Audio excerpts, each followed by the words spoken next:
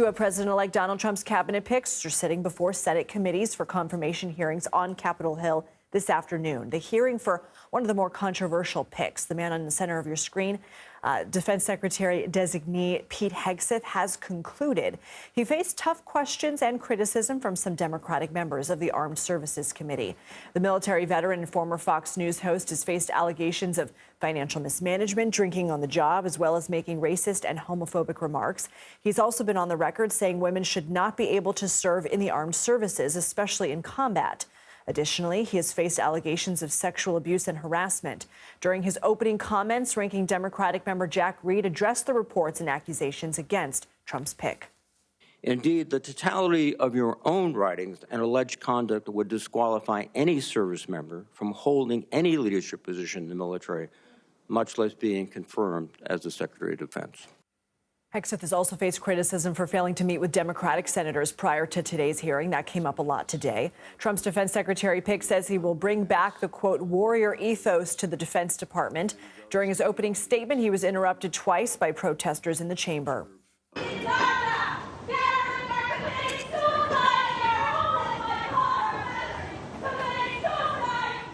The demonstrators were quickly removed from the room. Shortly after, Trump's pick for the top defense official addressed critics' concerns about his qualifications for the position. It is true and has been acknowledged that I don't have a similar biography to defense secretaries of the last 30 years.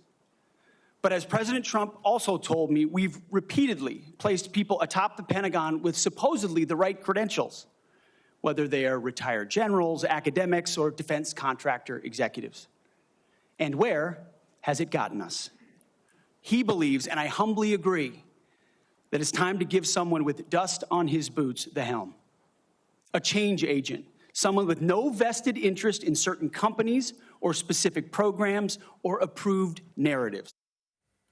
CBS News political reporter Taurean Small is with us now from Capitol Hill. So there were several contentious moments during today's hearing. Most of those contentious moments were partisan. We heard them from Democrats. What moment stood out to you the most?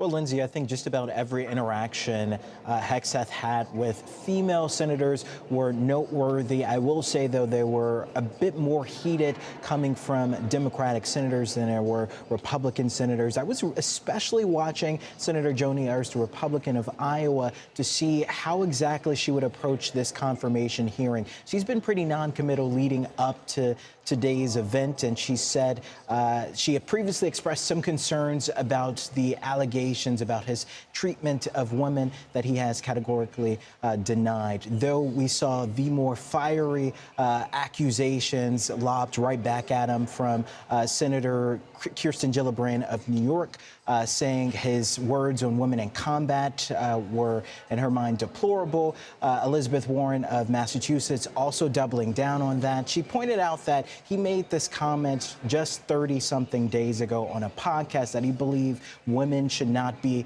a part of combat roles in the military. She pressed him on why he has now pivoted and said, in her words, I hope you understand that many women in the military believe that if you convert in 32 days, after 32 days, when you are confirmed, you can reverse right back. You know, it's interesting. You had mentioned the exchange between Senator Ernst and Hegseth, but there wasn't anything particular in that exchange that I thought this could be damaging for Hegseth. In fact, she alluded to several previous conversations with Hegseth, and it sort of sounded like maybe her concerns were assuaged a bit by those meetings. Is there right now any concern that he might not have the votes after today? Well, that exchange could be pretty instructive as to how the rest of this process can go for him. It's clear that Democrats are pretty upset by how fast this process is moving. Several Democrats protested the fact that they didn't get a second round of questioning for him in this hearing. But when it comes to Ernst, like I said before, she was pretty non-committal. She had some pause about the allegations against her when it comes to women. She focused instead on some of the things she agreed with in her crossfire or grilling of Hegseth in this hearing. She said that she agreed with him when it comes to auditing the department, and she said based on the several sit-down conversations she's had with him in private that they seem to be eye to eye on that. She did give him an opportunity to respond to some of those allegations, but by comparison, she definitely, although she said she did not pull her punches in private, she definitely did not operate with such fiery motive behind it that we've seen but from some of these few other women on the panel here. What is next for Hegseth, and what is next on Capitol Hill as these confirmation proceedings continue? Well, we're told that he's set to still meet with other members of the Senate throughout the rest of his tenure before a confirmation vote is set to happen. Other Trump nominees will also have to endure this process. We know that Pam Bondi, Kristi Noem, I believe John Ratcliffe, Sean Duffy are all set to have confirmation hearings on the Hill this week as well. So it's going to be a very busy time for many Trump picks looking to get their stamps of approval from members of Senate, but Hegseth by far is one of the more embattled and controversial picks. It's unclear whether or not he has the numbers, but we know that Lisa Murkowski, Susan Collins, two Republicans who have also been pretty non-committal, have yet to say whether or where they will vote once the time comes. They said they were waiting for this hearing to happen for them to form their judgment. So we're going to be hounding them for an answer before that vote happens to see where the votes may lay.